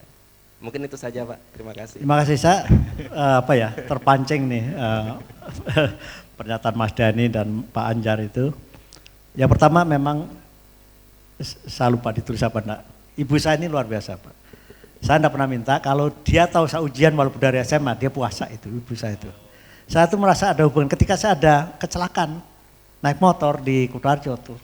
Kok rasanya dia udah tahu gitu, dia pulang dia cuman ya udah anu ya. Jadi memang itu saya kira saya merasa itu dua orang tua luar biasa. Kedua, ikut prihatin ya Pak? Ya betul, itu ada hubungan yang sulit ya dibicarakan secara ilmiah gitu. Yang kedua, betul ya, jadi keaktifan Anda di organisasi itu membantu sekali ya. There is one thing that you cannot learn, yaitu adalah the process of decision making. Itu tidak bisa Anda pelajari dengan membaca buku apapun. Mungkin teorinya ada, tapi proses decision making itu karena Anda you have to experience it, Anda harus melakukan itu. Dan itu apa? Jangan pernah menolak kalau Anda ditunjuk jadi pengurus, jadi ketua. Alhamdulillah, saya dulu sebenarnya saya dulu salah. Satu suka dongkol, saya ditunjuk dari SD itu ketua kelas, ketua regu. Itu saya agak dongkol, kenapa kayak merasa dikerjain gitu. Tapi disitulah pembentukan proses apa ya, maturalisasi, mature ya, kedewasaan itu di situ. Proses decision making itu udah bisa dini. Sehingga banyak pemimpin yang tidak pernah di organisasi itu bimbang ketika memutuskan itu. Karena apa? Karena dia tidak pernah itu decision making proses itu pengalaman. Dan itu keberanian. You like it or not, you have to decide. Nah itu. Saya ingin sampaikan juga, ada teman saya cum laude lulusan sastra Inggris pertama angkatan saya. Indian apa? Jadi local staff di Kedutaan Korea Selatan di sini selama 30 tahun. Saya udah dubes, saya udah konsul jenderal. Dia, saya manggil kamu apa ya? Udah Pak, nama saya aja gitu. Padahal dulu saya fotokopi kerjaan dia itu. Nah, ada yang saya ingin sampaikan. Ini penelitian yang dilakukan oleh Profesor Taylor mengenai dalam buku Millionaire's Mind. 100 faktor yang mempengaruhi keberhasilan seorang. Namanya IQ, nama IP itu nomor 20 sampai 30. Jadi yang nilainya pas-pasan jangan khawatir. Tapi juga jangan males gitu loh ya. Jadi tetap usaha gitu. Jadi nomor 1 kejujuran ya. Itu nilai agama. Nomor 2 disiplin. Nomor 3 networking, silaturahmi. Nomor 4 peran spouse ya, suami atau istri. Kelima adalah kerja demi yang lain. Keenam yang saya ingat itu ada sih semuanya ya. Itu you enjoy your job. Kalau Anda tidak menikmati kerjaan itu ya kecil pun akan berat, tapi if you enjoy the work ya itu berat pun jadi ringan gitu loh. Jadi ini yang saya selalu makan, kadang pernah jam 4 pagi saya pulang saya lakukan gitu. Itu yang tadi di ini. Kemudian juga ada tadi sebenarnya itu ide dari Sabam itu ada satu bab tentang Sabam Sekian. Itu bagaimana orang dulu itu mendidik ya Pak Kasiarno itu. Jadi waktu itu benar, saya itu dipanggil Sabam, kau datang ke press gallery, duduk 1 jam yuk pulang. Kan bingung ini apaan ini dubes. Nah tapi perintah saya lakukan. Itu saya tanya press gallery itu tempat orang kerja wartawan, itu National Press Club tempat wartawan ngumpul. Saya pikir National Press Club bukan yang gelir-gelir itu. Ya, nah, saya cuma duduk di lobi, saya lihat wartawan, saya cuma lihat aja 1 jam pulang. Kau dapat apa? Ya enggak dapat apa-apa, nongkrong. Kau pikir lagi. Oh iya Pak, itu ada wartawan datang, dia ada pigeonhole, diambil rilis, ada yang dibuang. Nah itu mau saya, bingung saya. Jadi Wahid, wartawan itu sama malesnya dengan kita. Jadi kalau you mau bikin press release harus press klar istilahnya. Lengkap. Ya, 1 halaman bahasanya concise pakai pirimade terbalik. Rupanya dia dongkol selama ini kedutaan kalau bikin press release 3 halaman tidak pernah dimuat. Karena harus diedit dan males wartawan ngedit. Kalau dosen sekarang kan kalau saya gitu ya gini loh teori membuat press release selesai gitu kan. Ini disuruh nongkrong 1 jam nongkrong ya itu yang gitu-gitu yang tapi tetap saya alami dan saya lakukan dan ternyata itu bermanfaat. Itu terima kasih. Kemudian yang beasiswa ya, di Rusia itu setiap tahun 160 memberikan beasiswa. Jangan khawatir, di sana salah satu negara paling aman. Di kedutaan kita di sana tuh jam 12 malam depan rumah saya ada orang pakai jilbab naik metro enggak ada yang ganggu. Anda berani enggak jam 12 malam di Tamrin nyebrang sendirian? Saya aja enggak berani. Aman. Masalah Islam jangan khawatir, ada 24 juta muslim orang Rusia. Islam masuk ke Rusia 10 tahun setelah Nabi wafat, jauh lebih dari kita. Ya, di daerah Dagestan, di Tatarstan itu mayoritas muslim, jadi tidak masalah ya. Sangat toleran, jadi memang bahasa. Nah, lebih bagus Anda punya bahasa plus. Hampir semua everybody speak English. Nah, untuk komunikasi saya sarankan, termasuk untuk sastra Indonesia sarankan, ibaratnya tes sosro. Apapun makanannya, minumannya tes sosro ya. Apapun jurusan Anda, bahasa Inggris Anda harus bagus. Ya. Komunikasi masuk Kemlu masih bisa, masih diplomat bisa. Tapi kalau Anda enggak sampai 550 jangan daftar. Karena yang lain 550 sampai 600. Bukan hanya bahasa Inggris saja tapi ada yang lain-lain ya. Jadi bahasa Indonesia banyak kerja di Freeport di mana-mana karena tapi didukung juga dengan bahasa Inggris. Jangan lupa ya, bahasa Indonesia bukan bahasa mudah loh. Ya, suruh nulis bahasa Indonesia saja saya sering ngoreksi staf saya itu banyak sekali itu. Jadi ini sebenarnya jangan putus asa ya, tapi kalau dikasih kerjaan untuk jadi apa lakukan itu dan ya itu bahasa Inggris sekarang emas karena kompetitifnya itu makin tinggi Pak. Jadi apapun bahasa Inggris. Kalau saya sarankan sekarang malah jangan kuliah bahasa Inggris, kuliah ekonomi bahasa Inggris bagus ya. Tapi sudah terlanjur enggak apa-apa gitu ya. Tapi diimbangi dengan baca yang lain. Saya dulu kan baca juga yang lain, saya diskusi dengan orang HI gitu loh. Jadi itu trik-triknya gitu ya. Ya. Makasih. Oke. Luar biasa ini diskusi kali ini. Sekarang biar agak sedikit nyantai, kita kembalikan ke mahasiswa. Kali aja ada pertanyaan-pertanyaan nanti. Nanti juga ada pertanyaan dari saya moderator, nanti hadiahnya bisa diambil di KKUI, ya, Kantor Kerjasama dan Urusan Internasional. Ada souvenir yang bisa Anda ambil di sana. Ya, ini mungkin dari pembicaraan tadi saya ada satu pertanyaan. Ya, coba yang mendengarkan tadi saya ada pertanyaan tentang Pak Wahid. Wah, udah ada bocoran di sini ya. Oke. Pertanyaannya kalau bisa jawab, 7 jari. Sebutkan nama dan jurusan. Ya. Berapa umur Pak Wahid? Nggak dibahas itu tadi Pak. Enggak apa-apa, paling enggak kan dia langsung googling ya. Cepat, berapa umur Pak Wahid? Terus yang siap-siap bawa tas di pinggang, bawa tas di lengan, turunkan tasnya. Anda siap-siap mau pulang itu. Pelajaran kayak gini tidak setiap hari Anda dapatkan, nak. Ya. Ilmu seperti ini tidak setiap hari Anda dapatkan. Anda bisa main TikTok setelah ini, Anda bisa ke kafe setelah ini bebas, Anda bisa ketemu dengan teman-teman setelah ini. Tapi untuk dapat ilmu yang seperti ini, not every day.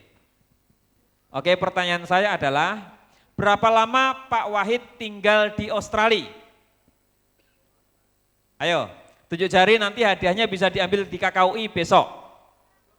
Ya, 7 jari Mas, ya. Berdiri, ya kamu berdiri, ya. Berapa tahun? 11 tahun, betul Bapak? Oke, besok Anda ke KKUI ngambil hadiahnya ya, oke. Namanya siapa? Hah? Yoga, oke, thank you Mas Yoga ya. Betul Pak Wahid? Ya, sekarang silahkan mahasiswa bertanya. Kalau ada komentar atau pertanyaan monggo Mas, berdiri sebutkan namanya. Ya. Ayo. Coba ada yang bisa bantu bawakan mic, coba tolong Galuh.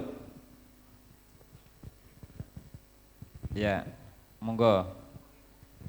Ini juga salah satu kemampuan keberanian untuk berkomunikasi juga. Tampil, sebutkan nama, jurusan, semester. Perkenalkan, nama saya Hamka Abdullah. Asal dari Nusa Tenggara Timur. Oh, Nusa Tenggara Timur. Ya, ya.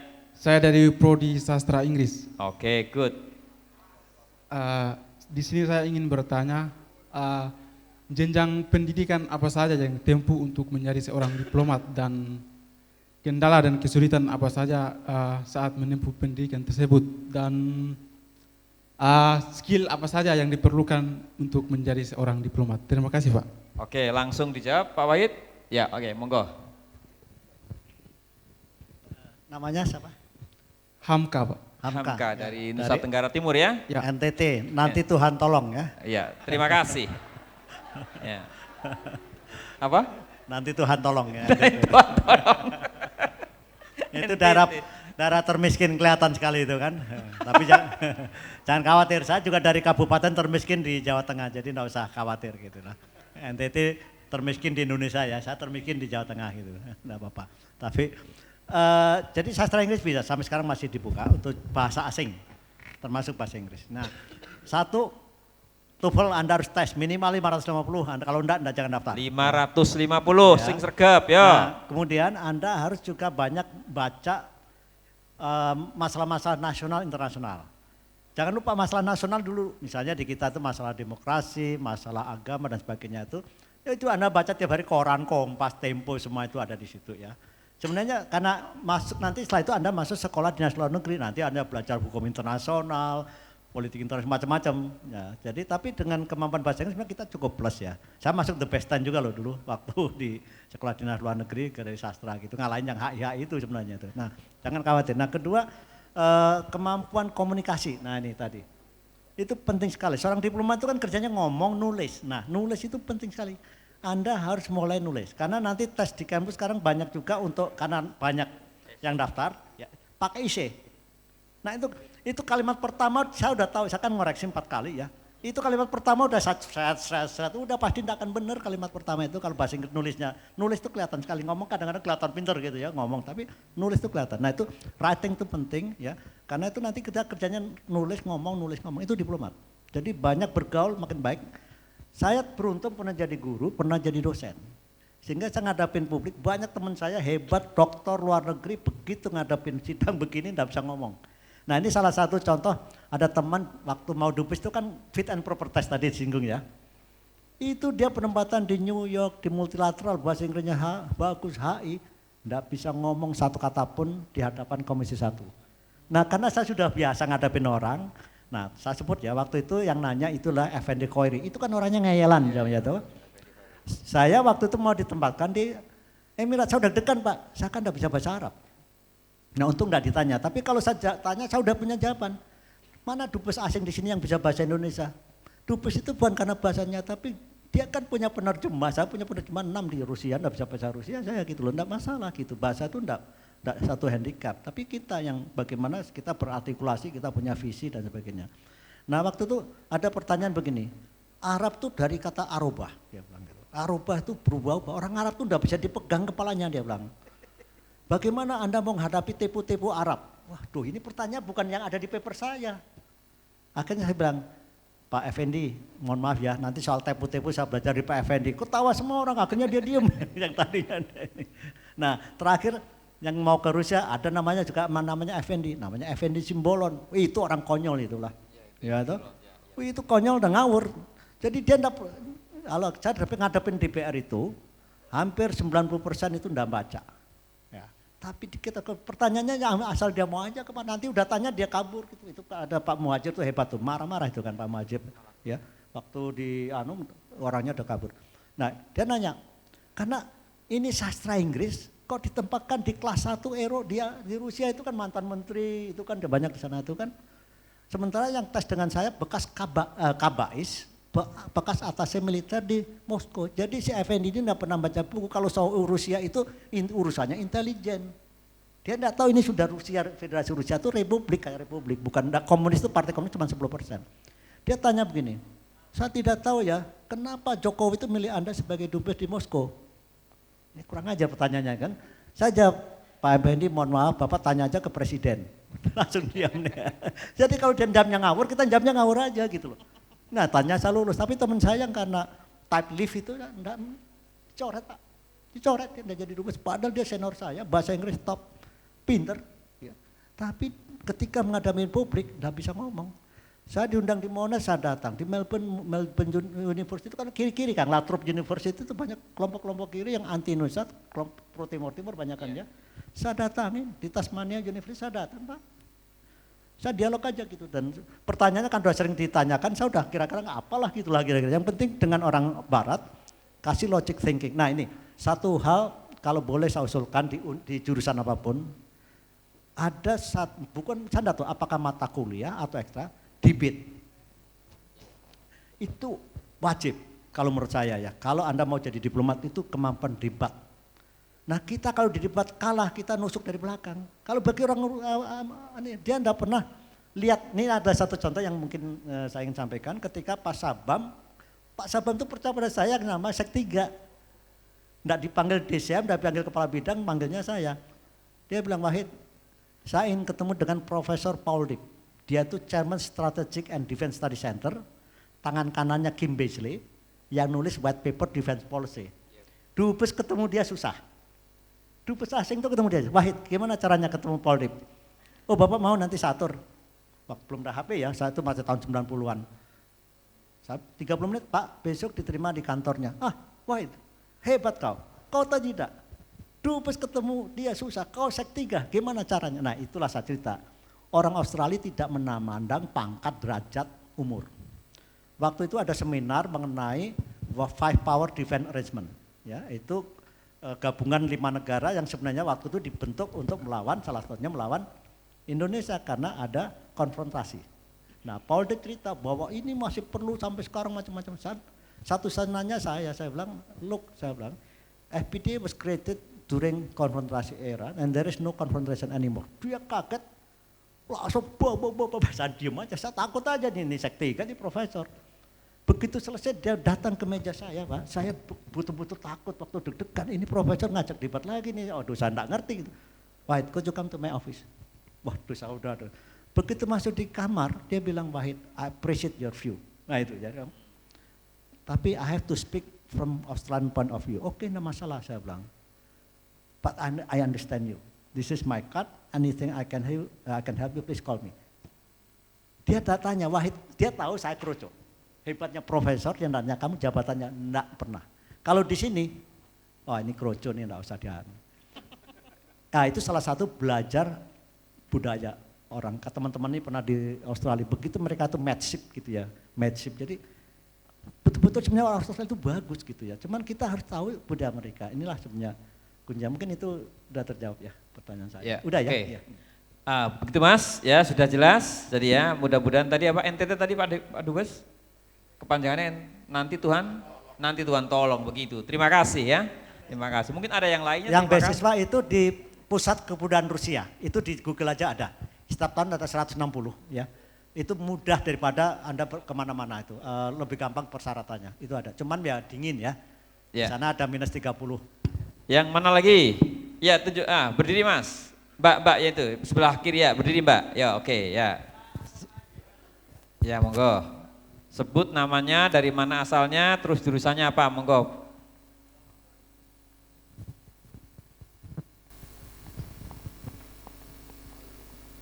Perkenalkan, nama saya Fanda Taskia, saya dari Ilmu Komunikasi. Saya asal dari Jogja, saya asli Jogja. Dan pertanyaan saya kepada Pak Wahid mengenai tadi kan ada disinggung tentang decision making. Menurut saya decision making itu kan sangat berkaitan sama halnya strategi. Untuk bisa membentuk keputusan, kita harus juga berpikir secara strategis. Nah, sedangkan untuk kayak misalkan saya masih mahasiswa baru Pak. Jadi kayak banyak yang baru terjadi, jadi itu sangat membingungkan saya. Pertanyaan saya,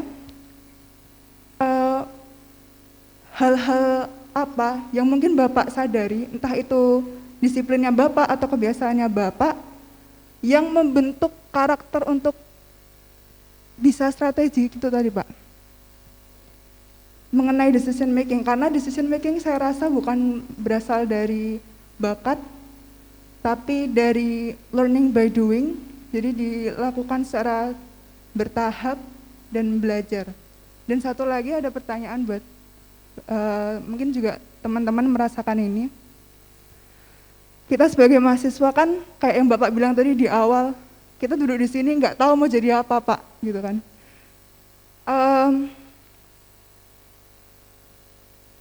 Kita itu sebagai mahasiswa, apakah lebih baik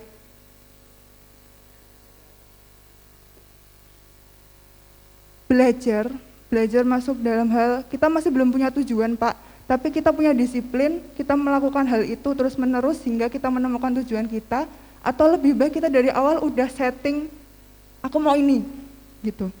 Itu pertanyaan dari saya, terima kasih. Ya baik Pak, terima kasih itu. Jadi ya baguslah. Jadi decision making proses itu dalam pengertian nanti untuk mencapai satu leadership ya. Itu kan dimulai dari sekarang. Jadi makanya saya sarankan tadi Pak Wakil Dekan juga menyampaikan, keaktifan kita di organisasi. Saya tuh di organisasi macam-macam, saya selalu pengurus lah gitu ya.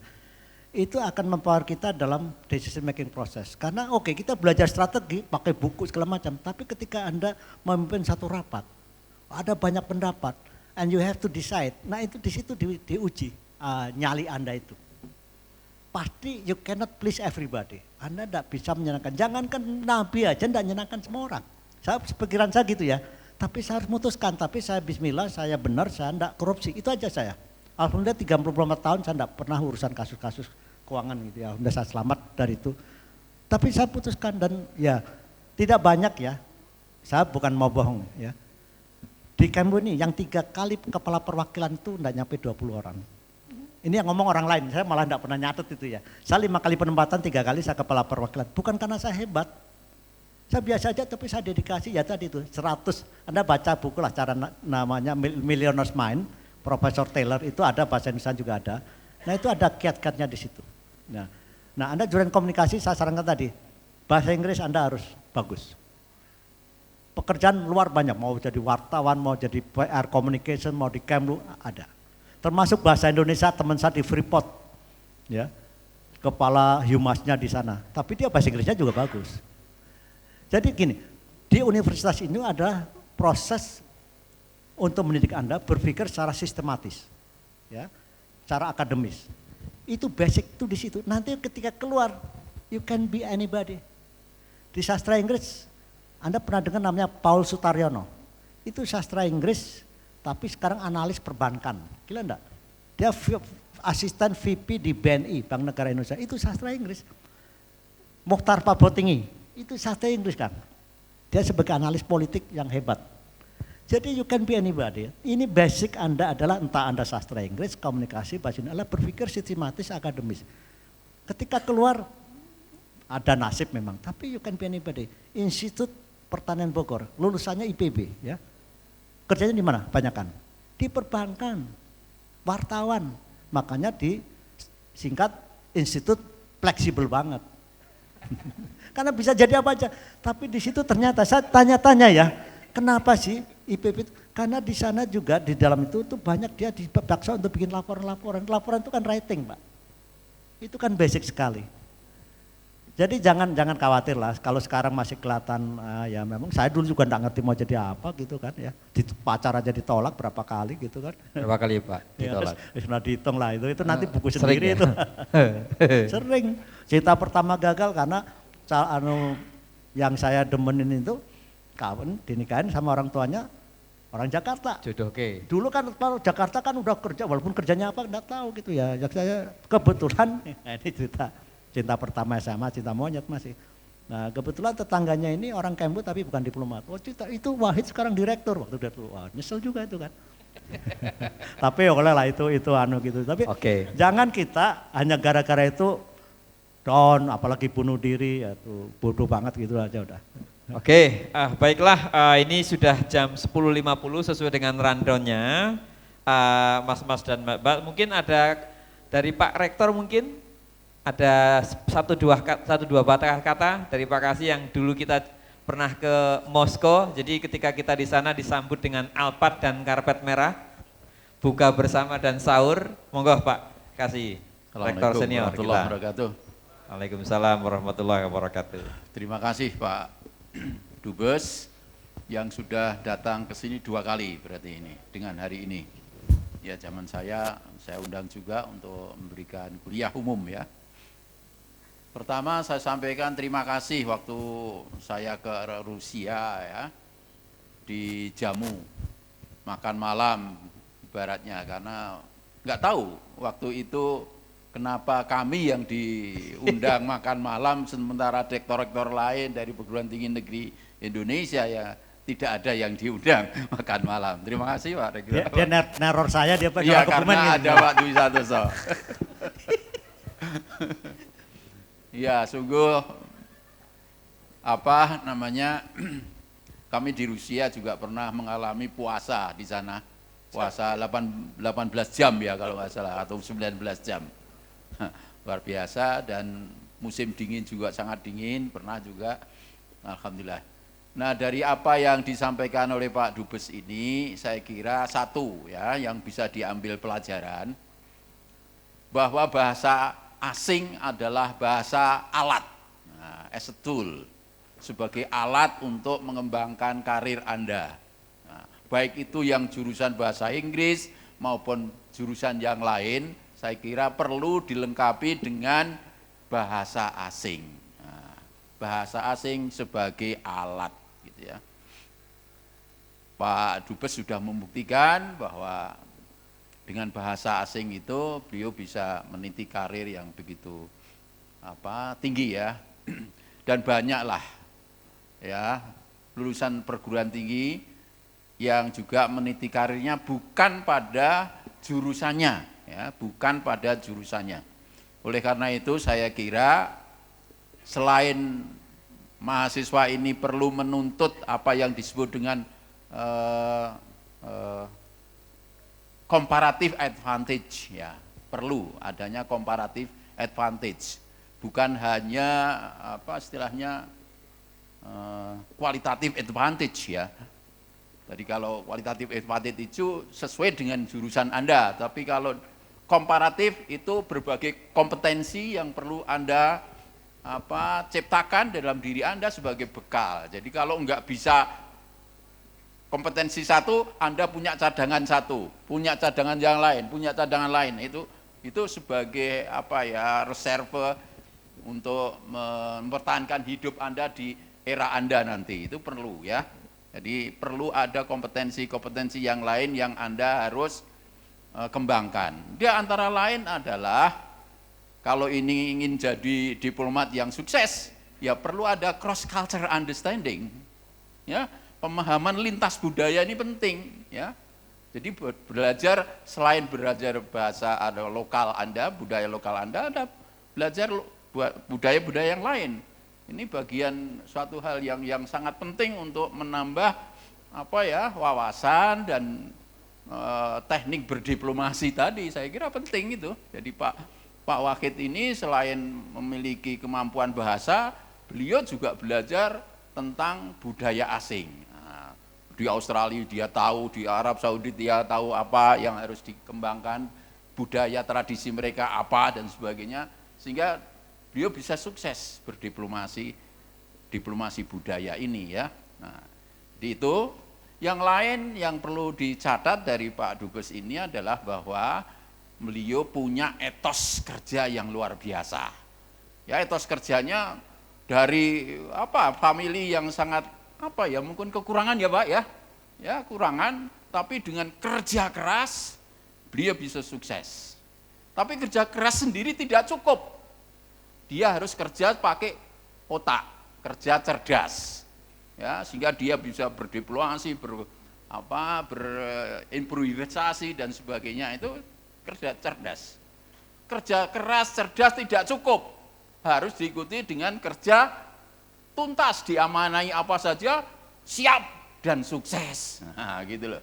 Tapi enggak sekedar sukses, tapi harus kerjanya sukses dengan predikat mumtaz, itu kualitas gitu. Di seraya konjen di mana bisa selesai dan kualitas, di mana diberikan tugas apapun dia bisa selesai dan tuntas tanpa cacat. Wah, ini luar biasa. Jadi kerja keras, cerdas, tuntas, mumtaz, itu berprestasi. Ditambah lagi Pak Wahid ini juga mawas diri, ya. Kekurangannya apa? Tadi ya, hanya dari bahasa Inggris, sastra Inggris, tapi dia kurang pengetahuan yang lain, maka belajarlah, itulah mawas. Sekalipun bahasa Inggrisnya sudah top 10 ya, gitu. Pak Wahid tadi top 10 gitu. Tapi masih ada kekurangan dari sisi budaya, pengetahuan yang lain-lain. Nah, inilah mawas. Itulah kerja mawas. Jadi ada berapa tadi? Keras, cerdas, tuntas, mumtaz, mawas. Ya. Dan yang perlu lagi untuk meningkatkan karir mereka, beliau juga membangun kerja bersama kawan-kawan yang lain. Nah, itulah saya kira kerja sinergitas. Ya, Pak Wahid pasti belajar juga kerjasama dengan baik dengan kawan-kawannya, pasti anak buah, dengan sesama kolega, pasti kerjasama baik toh Pak. Nah, jadi catatannya itu ya, kerja keras, cerdas, tuntas, mumtaz, mawas, dan sinergitas. Nah, itu penting ya. Itu catatan saya untuk Pak Wahid. Terima kasih. Oke, luar biasa ulasan dari mantan rektor senior kita, Pak Prasyarno. Sekarang kita pada sesi sebelum ditutup, nanti kita kasih closing remark, nanti beliau akan memberikan sedikit 1-2 patah kata. Pak Dubes, monggo Pak Wahid sebelum kita tutup. Saya ingin sampaikan satu lagi ya. Pak Prasyarno ini lulusan bahasa Inggris, sastra Inggris ini baru tahu ya. Jadi rektor 3 kali.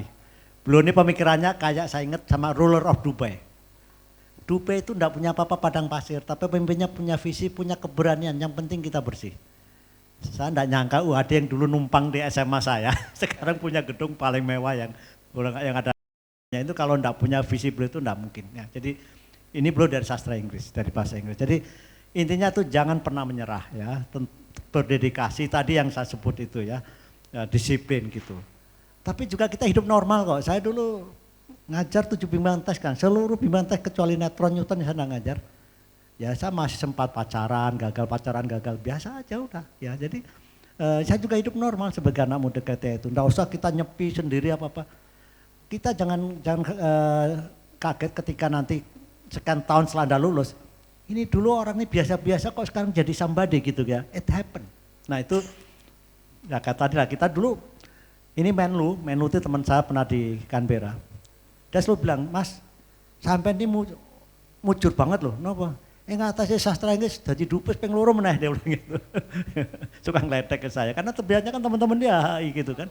Ya 1 kali, ini saya 2 kali dan pernah konsul jenderal itu kan ke presiden juga gitu loh. Nah itu yang saya ingin pesankan. Satu hal saya tutup, saya ada 1 sisa buku saya yang saya punya.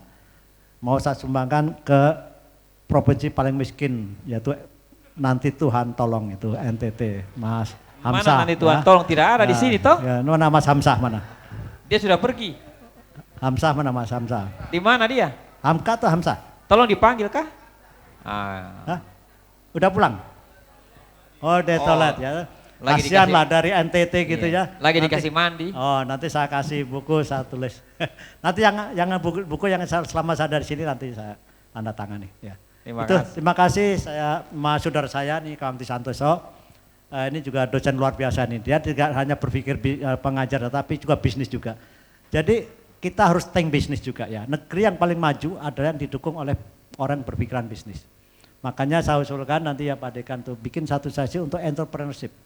Sekarang dengan dunia digital Pak, banyak sekali peluang sekarang.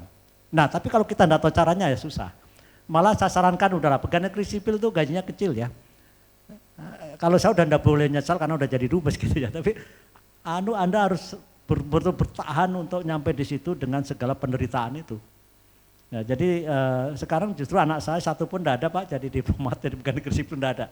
Katanya gajinya kecil Bapak gitu, kalau di dalam negeri kan PNS ya. Jadi peluang di bisnis sangat sangat terbuka. Terima kasih atas perhatian semua ini Pak Kasiarno yang dulu pernah ke Moskow juga dan saya respect luar biasa nih Bapak nih selama memimpin universitas ini dan sekarang menjadi best 10 ya untuk private universities. Nah ada 1 poin mungkin ke depan Pak, BINUS itu saya juga, BINUS tuh kenapa dia maju dan penyerapan tenaga kerja nomor 1.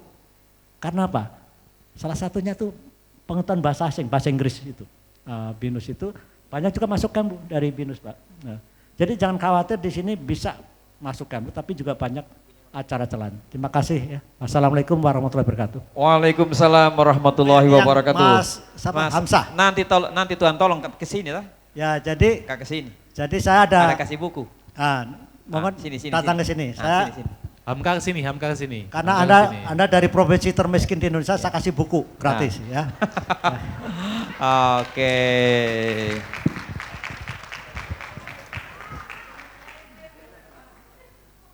Buku, tas. Mas. Oh itu di sini toh. Nanti Tuhan tolong. Tertawa pasti kalian toh?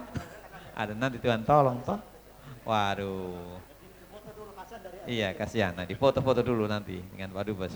Beri tepuk tangan semuanya. Oke. Jadi jangan lupa beli bukunya di mana Pak Dubes? Beli bukunya di mana? Shopee, Tokopedia, ada juga di sini. Saya katakan super duper bagus. Jadi 100.000 berapa harganya nggak ngerti, that's very cheap. Baiklah, terima kasih semuanya. Kita sudah pada ujung acara di sini. Namanya siapa Mas? Hamka. Nanti akan langsung diberi tanda tangan dari Pak Dubes bukunya. Dibaca tolong, ta? Ada di sini semuanya. Oh baru semester 1 ta? Wah tidak apa-apa nanti banyak berat. Belajar bahasa Inggris jangan lupa. Ilmu komunikasi, sastra Inggris. Iya, oke begitu. Terima kasih. Wah, ini langsung tanda tangan dari Pak Dubes, luar biasa. Tepuk tangan sekali lagi.